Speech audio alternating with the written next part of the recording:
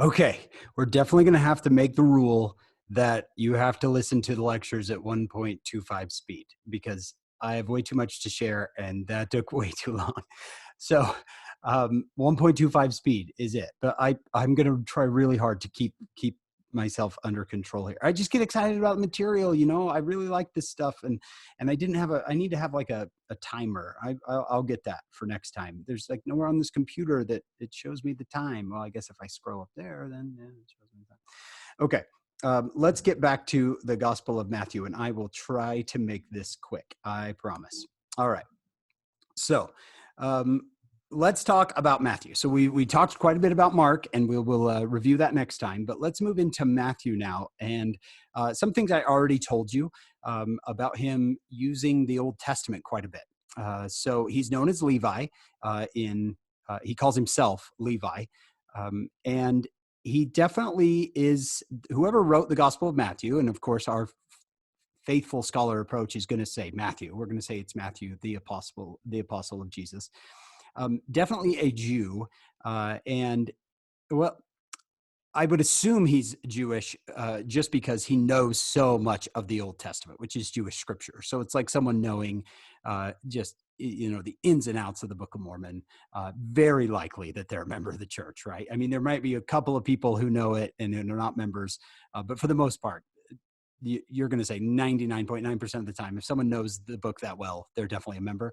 Well, I would say that with Matthew. Every time Jesus does something, he's like, that fulfills Old Testament prophecy, right? As you read the Gospel of Matthew, when he was like, thus saith, thus it was fulfilled, which was said by the prophet. You're like, oh yeah, I totally remember that. I remember that in Isaiah, and I remember that in, in Malachi. I remember that in Hosea, right? No, you didn't. And neither did I, right? Because we don't study the Old Testament that much. But man, whoever wrote this gospel, again, I think it's Matthew. I think he did. Definitely written for Jewish people, and it's written to persuade. It's a persuasive gospel. It's not meant to tell the story of Jesus. It's meant to persuade a Jewish person that Jesus is the Christ. Now, try to understand this. When Jesus is resurrected, Christianity isn't born, right? It's not like the moment there's a brand new religion. Really what happened is you had Judaism, and when Jesus is resurrected, you have this new sect of Judaism, which are Jews who believe in Jesus. And they're pretty much like this. They still believe the same things. The one difference is we believe the Messiah came and his name was Jesus of Nazareth. Well, over time, those things are going to grow apart. This one eventually is going to become Christianity. But for a while, it's just a Jewish sect of Jews who believe in Jesus. Okay. Well, Matthew is going to be in that sect of Jews who believe in Jesus, and he's going to be reaching across to the other Jews who don't with his gospel saying, hey, look at all the evidence, right? Look at the evidence. And he's going to put in a lot of subtle evidence. He's going to create a book that would speak to a Jewish person and would hopefully move their mind and heart to opening up this idea that Jesus, this Jesus really is the Messiah. Okay. He definitely ties Jesus to David quite a bit. Well, why? Well, David was Israel's king. Do you remember? Saul, David, and Solomon. And that's when Israel was at its height, when David was king. Right now, you and I see David a little bit differently than most Jews. You and I talk about David, we're like, oh, the great guy who fell, right? But that's not how Jews see David. Jews see David as the greatest king in their history. Yes, he had that, little problem with Bathsheba, but for the most part, greatest king in Israel's history. And so, especially during the time of Matthew, you've got him tying him to David, which is saying, look, he's connected to our greatest king in our history. It's like tying someone to Joseph Smith or tying someone to George Washington, right? Kind of create a tie there to somebody who's already great in the person's eyes that you're trying to persuade. Okay. Matthew's a tax gatherer, so he works for Rome. He's a publican. Now, he possibly is excommunicated. Now, when I say excommunicated, it's not like excommunicated. That's the best word I could think of. But excommunicated as in they kind of ostracize him from society. It's like the guy who works for the IRS. You work for the enemy. I want I don't want anything to do with you. It would be like, oh, how about this? When I walked into the JKB one time, there was a sign that said the BYU parking police is hiring. And someone had taken a marker on there and wrote, "Don't be a publican," right? The idea is that they're going to take these Jews and they'll work for Rome gathering taxes. Now, why would anybody do it, right? Why would anybody want to be hated by their neighbors and friends? Well, it pays well, right? For enough money, could you get new friends? And that's Matthew's probably in that boat. He's like, nobody wants it. So the wages go up. It pays really well. Now, most publicans, I don't know if I wouldn't say Matthew is, I don't know. Most publicans were seen as kind of crooks. That they, as kind of people see lawyers today, like they'll take more than their fair share. So they'll come and get your taxes and then try to squeeze more out of you for them to keep for themselves. So you can see the other apostles not loving when Jesus calls a publican as an apostle. They're probably, what? Right? I hate that guy. And here he is as a member of the 12. It's funny how Jesus chooses his apostles, right? Okay. Now think of it this way. Let's stop sharing here so think of it this way.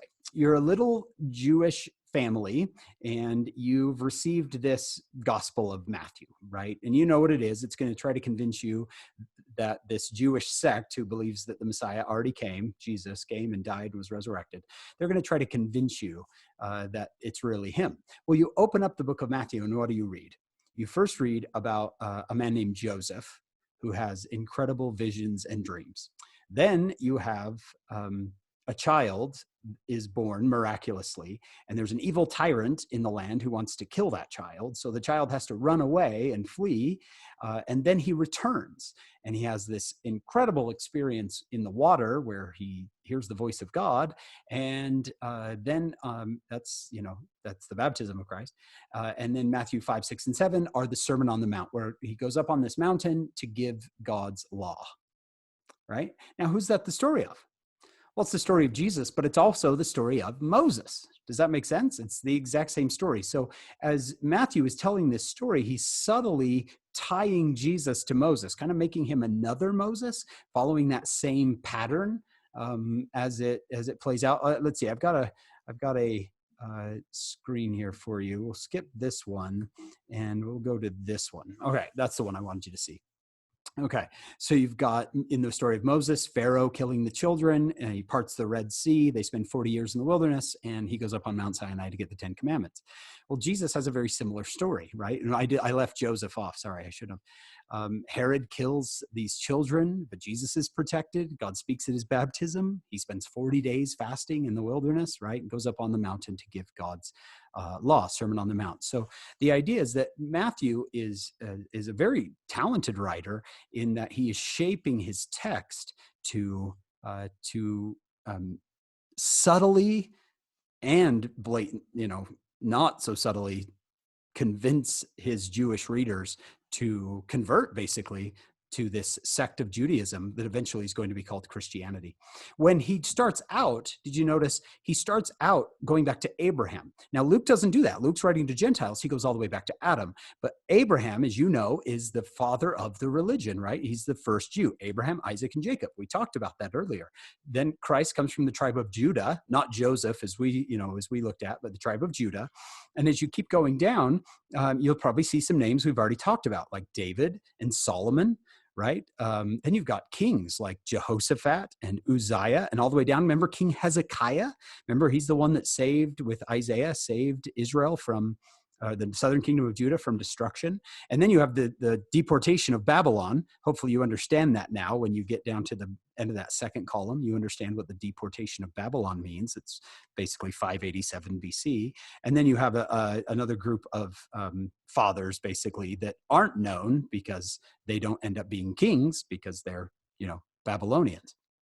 They've been taken. And then eventually from Babylonians, they become what? Persians. And then after the Persians, they become a Greek state, and then after the Greeks, they go independent again. Hopefully this is all making sense for you. They go independent because of the Maccabean revolt, and eventually they're now a Roman province, right? So I want you to notice he's tying him to Abraham, Isaac, and Jacob, and David. There's no bigger, greater names in Jewish history than these. Also notice that he includes 4 women. Those are the purple names: Tamar, Rahab, Ruth, and Bathsheba. Now it just says wife of Uriah, but that's Bathsheba. You can call her Bathsheba. That's her, probably how Jews would say her name, but we're Bathsheba. All right. So here's the interesting part of this is, if you're going to include incredible women from in Jewish history, you should probably do Sariah, right? Abraham and Sarah, Isaac and Rebecca, right? Jacob and Rachel. These are the women you should be including. These stories, Tamar, Rahab, Ruth, and Bathsheba, they're like I don't know, they're kind of the scandalous stories. Tamar pretended to be a prostitute. Rahab, she didn't pretend, she was a prostitute. Ruth was a Gentile woman who basically threw herself at Boaz. We kind of see her in our religion as better than that, but this is how the Jews would see her. And Bathsheba, she's kind of like the biggest scandal in Israel's history. Why would he include those? Well, I think, and most New Testament scholars would say this, is that Matthew is trying to preempt a criticism his readers are going to have of Mary, because he's going to get to Joseph. And to be honest, he's going to say Joseph is the husband of Mary, by whom Jesus was born. By the way, he does this lineage not for DNA. You and I, when we do lineage, we're like all about DNA, right? This is about legal lineage, tying him legally back to David. And James Talmage went so far to say that Matthew provided this lineage because Jesus would have been king of the southern kingdom of Judah, right? At the time of Savior's birth, Israel was ruled by alien monarchs. At this time, it's Rome, right? The rights of the royal Davidic family were unrecognized. The ruler of the Jews was an appointee from Rome. What was his name? Herod. That's when Jesus is born. Had Judah, the southern kingdom, been a free and independent nation ruled by her rightful sovereign, her rightful king, Joseph the carpenter would have been her crowned king, and his lawful successor to the throne would have been Jesus of Nazareth, the king of the Jews. So you've got Talmage saying that's why Matthew included this. But these 4 women, this is a fascinating thing, because when the reader sees Joseph, the husband of Mary, of course, the reader's going to go, wait, he's the legal father, but he's not the real father. Where is the real father? Ooh, this is kind of scandalous. I don't know if he could be the Messiah with this scandal. And Matthew has already preempted that criticism by including some of their own scandals in their history, right? So when they go, wait, this is kind of scandalous, and then they're like, oh, but we do have a lot of scandal in our own history, we really shouldn't be saying that. Can you kind of hear Matthew saying, I know what you're going to say, Joseph, the husband of Mary, and no, you can't say that, because look at your own history, right? These own people that you adore and love, and you believe that God, designed and shaped their lives. Ooh, they've got a little scandal in their history too. So you can kind of he's preempting criticisms of Mary here. All right. Now, before we wrap this up, because I told you I'd go fast, I want you to do a little comparison between Joseph and Herod. I don't know if Matthew meant to do this. If he meant to do it, we would call it an exegetical exercise, right? If he didn't mean to do it, and we're kind of putting our own lens on here, then it's an eisegetical exercise, and that's okay. Both of them are fine. So let's just take a second and describe Joseph for me. As you read Matthew 1, how would you describe him? He seems to be very patient. He seems to be very thoughtful, right? That he doesn't make decisions hastily. By the way, most Jews during the time of Jesus got married when they were quite young. We would consider it quite young. Girls would be 14 or 15 years old, and the boys would be 16 or 17 years old. Now, I know some of you are like, oh, that's gross. It's not gross. It's the way they did things, right? They wouldn't have thought that was weird at all. One of my favorite quotes, did I bring it even for you, is the past is a foreign country. They do things differently there. I got to find this. I thought I brought it for you. The past is a foreign country. They do things differently there. All right. It's by Hartley. I'll have to bring it another time. But the idea is that don't criticize other people's cultures. That's not how we run, right? That's not us. So, okay. Now look at Joseph, knowing that he's probably quite young. Right? Here he is. He finds out that the woman he is engaged to, by the way, engagements in the time of Christ totally different than ours. This was not an engagements were not out of love. These were arranged marriages. So this was your parents choosing who, yeah, some of you are looking at that going, he's a pretty old looking 15-year-old, right? Um, so what was I saying? I kind of forgot.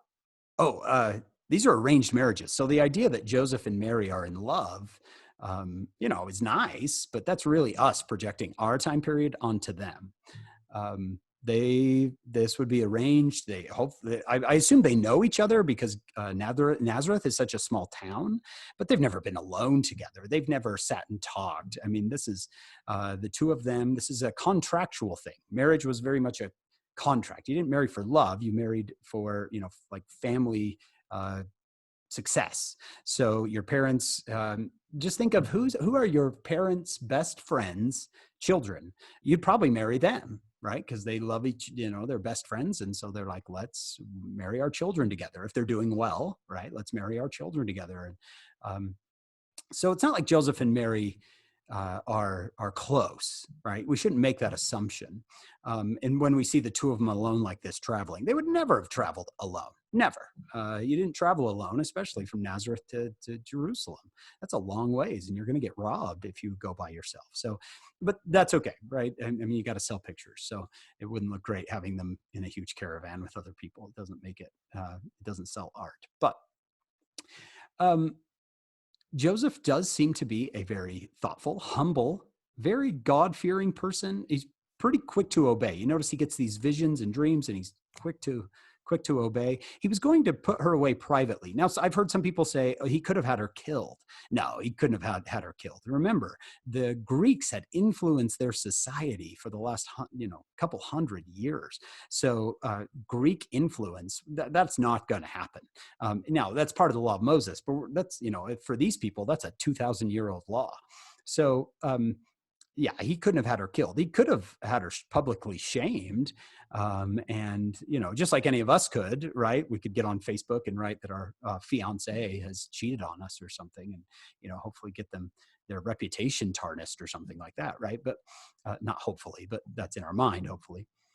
But he decides not to do that. He decides that even after the contract has been signed and they're supposed to be married within a year, that's usually what happened is the parents made a contract and then you got legally engaged. When you get engaged today, there's no legal agreement. If you break it off, you give back the ring and then you eat Ben and Jerry's and you get back in the dating world, and it's really weird, right?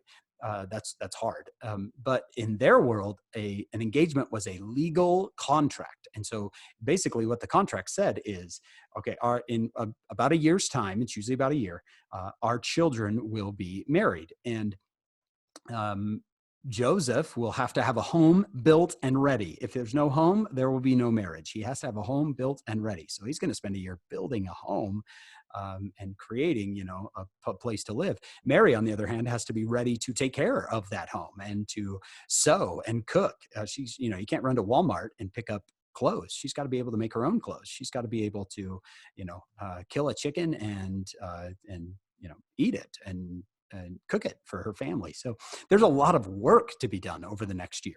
So sometime over the course of this year, Joseph gets word that she is pregnant. Right? He wouldn't have talked to her. She wouldn't have come to him and said, in weeping, like, you got to understand the story here. No, it would have been a messenger, a mail, right? Here's what's happened. Here's our story, right? And I don't know if I'd believe that story. Would you believe that story, right? I'm pregnant. It's not what you think. It was an angel. And you're like, yeah, I bet it was an angel. So that would be tough. That would be a tough thing to accept, but Joseph does. So there's a lot of characteristics of this young kid, Joseph, that are nice to emulate, right? Don't let your emotions run your life. How many of you have ever let your emotions run your life, right? Don't do that. Don't do that. Slow down, right? Stop, analyze, think through things before you act. That will save you a lot of heartache, right? Well, speaking of heartache, let's talk about Herod. Herod was appointed king in 37 years or so before the birth of Christ, 3.5 decades, we'll say, almost 4 decades before the birth of Christ. He is a paranoid frantic person. He is an incredible builder. If you go to Israel today, there are things there that Herod the Great, that's what he's called, built. Huge things. I mean, massive colosseums and horse. They're called hippodromes, or horse racing, chariot racing places. His ancestors come from Petra, right? Which is, all that beautiful buildings built into the rock. If you've seen Indiana Jones and the Last Crusade, right? There's that temple that's built into the rock. There's hundreds of buildings like that in Petra, and that's where his ancestors are from. So, I mean, he's an incredible mind. The temple that is built, that they have in Jerusalem, he's going to like revamp it and make it 1,000 times more illustrious and big and gorgeous. And, it's going to take up a fifth of the town, just one building. But he's also paranoid, and he's power hungry. And if he ever feels like if somebody's going to get his power, he's going to lash out, right? When he hears that there's this new king born in Bethlehem, right? He lashes out and causes such terrible heartache among people, which of course Matthew's like, that fulfills prophecy. Did you notice that? He's like, it's sad, but it does fulfill prophecy of Jeremiah. So Herod acts on his emotion. When he feels something, he goes after it. And then probably regrets it later. Remember, I told you he married a Maccabee princess. Her name was Miriam. He had her killed because he thought she was after his power, which she wasn't. History shows she wasn't. And he really liked her. He really, he had many mistresses, right? But he really loved Miriam, and he killed her. He killed 2 of his own sons because he thought they were after his power, and they weren't. So have you ever dated, girls, have you ever dated like a insecure guy? That's Herod to an extreme. Herod is the extreme form of insecurity. He gives the Jews these temples, these buildings, and they hate him. Well, why do they hate him? Because he's a tyrant. He pretends to be a Jew. He pretends to be a faithful Jew because he wants people to like him so much. In fact, Caesar Augustus, the Caesar Augustus, the famous one, he said, it is better to be Herod's pig than his son. He won't kill a pig because he's so intent on having the Jews like him, but he'll kill his own kids. He is the epitome of the natural man and the insecure man.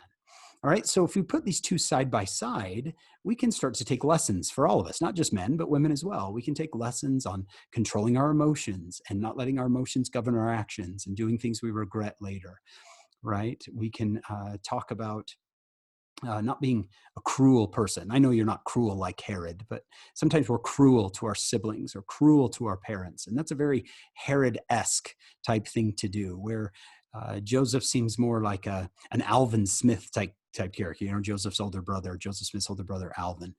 Very calm, very good, very uplifting type of person. All right. Well, I took longer than I should have, but hopefully that was something that you can, that'll bless your life. We'll finish with a thought from President Uchtdorf. He says, impatience is a symptom of selfishness. That's Herod to a T, isn't it? Impatient and selfish. It's a symptom of selfish. It's a trait of the self-absorbed. You ever find yourself getting impatient and selfish? It's a trait of the self-absorbed. It arises from an all too prevalent condition called center of the universe syndrome. That is Herod. He had center of the universe syndrome. Do sometimes you and I have center of the universe syndrome? Which leads people to believe that the world revolves around them and that all others are just supporting cast in the grand theater of mortality in which only they have the starring role. He goes on one more to say, patience is a godly attribute that my face is covering now, that can heal souls, unlock treasures of knowledge and understanding, and transform ordinary men and women, that's you and me, into saints and angels. Patience is a fruit of the Spirit. It means you rein in anger. You hold back the unkind word. You don't say it, right? Patience means accepting that which cannot be changed, online BYU, and facing it with courage, grace, and faith. I hope that lesson is good for you, my friends. I hope you enjoyed that. All right, I will see you this week on our Q&As. I can't wait to get to know you better. See you soon. Let's stop recording.